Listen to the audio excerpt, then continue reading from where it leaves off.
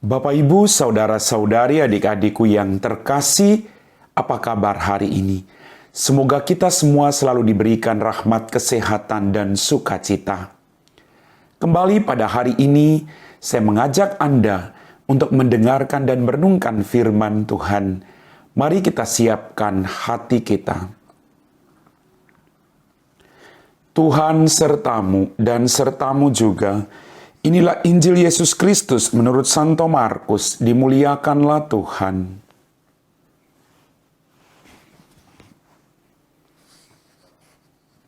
Pada suatu hari, Yesus dan murid-muridnya tiba di Betsaida. Di situ orang membawa kepada Yesus seorang buta, dan mereka memohon supaya ia menjamah dia. Yesus lalu memegang tangan orang buta itu dan membawa dia keluar kampung. Lalu ia meludahi mata si buta dan meletakkan tangan di atasnya.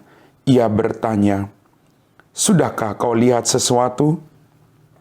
Orang itu memandang ke depan lalu berkata, "Aku melihat orang. Kulihat mereka berjalan-jalan, tetapi tampaknya seperti pohon-pohon yang berjalan."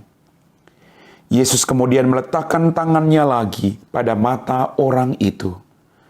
Maka orang itu sungguh-sungguh melihat dan telah sembuh, sehingga ia dapat melihat segala sesuatu dengan jelas. Sesudah itu Yesus menyuruh dia pulang ke rumahnya dan berkata, "Jangan masuk ke kampung." Demikianlah sabda Tuhan.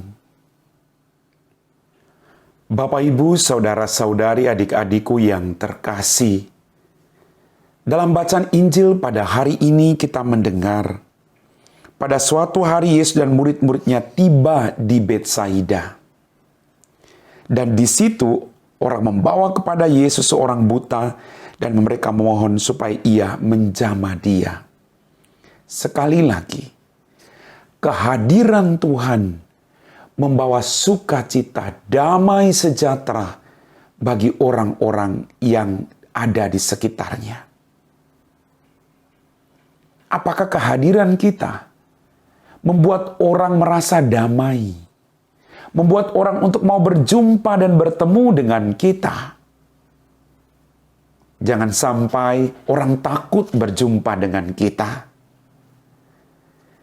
Kemudian dikatakan tadi, Yesus selalu memegang tangan orang buta itu dan membawa dia keluar kampung. Ada suatu belas kasih, kesabaran yang luar biasa. Yesus menuntun dia dengan penuh belas kasih. Banyak orang buta di sekitar kita karena dosa atau karena apapun yang mereka hadapi. Apakah kita juga punya hati seperti Yesus yang dengan sabar mau menuntun mereka secara perlahan-lahan agar mereka bisa bangkit dan keluar dari kegagalan mereka, bangkit dari kelemahan manusiawi mereka, dan melakukan pertobatan dalam hidup ini? Harus sabar.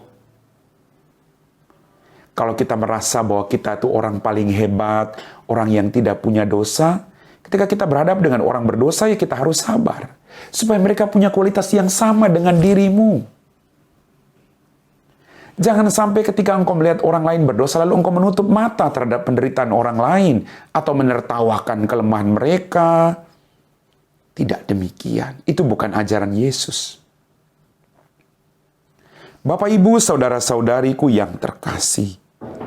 Dan kemudian ketika Yesus membawa dia keluar, Yesus meletakkan tangannya lalu Yesus berkata, "Apakah kamu sudah melihat?" Dia berkata, "Saya sudah bisa melihat, tapi seperti orang-orang seperti pohon-pohon yang berjalan." Kemudian Yesus kembali meletakkan tangan atas orang itu. Sikap kesabaran. Mujizat tidak langsung terjadi. Perlu kesabaran. Kadang kita berdoa, kita mau langsung mujizat terjadi. Tapi kita diajar oleh Yesus untuk menjadi pribadi yang sabar. Bapak, Ibu, saudara-saudari, adik-adik, kaum muda yang terkasih. Kita juga diajak oleh Yesus pada hari ini untuk senantiasa masuk ke dalam diri kita. Kadang kita juga orang buta. Kadang kita hanya bisa melihat kelemahan orang lain, pintar sekali. Tapi kita lupa melihat diri kita, bahwa kita juga orang buta. Kita juga banyak dosa. Maka mari kita mohon rahmat kesembuhan dari Tuhan. Agar kita mampu menuntun orang lain dari pengalaman jatuh bangun. Bukan dari sesuatu yang mengawang-awang. Tapi dari pengalaman jatuh bangun itu, kita bisa memberi kesaksian bahwa Tuhan sungguh baik. Amin. Bapak, Ibu, saudara-saudari, adik-adikku yang terkasih, kita semua telah diteguhkan oleh firman Tuhan. Mari kita siapkan hati kita untuk berdoa. Dalam nama Bapa dan Putra dan Roh Kudus. Amin. Ya Tuhan, kembali kami bersyukur atas rahmat kehidupan. Berkat-berkat yang masih Engkau berikan secara gratis kepada kami.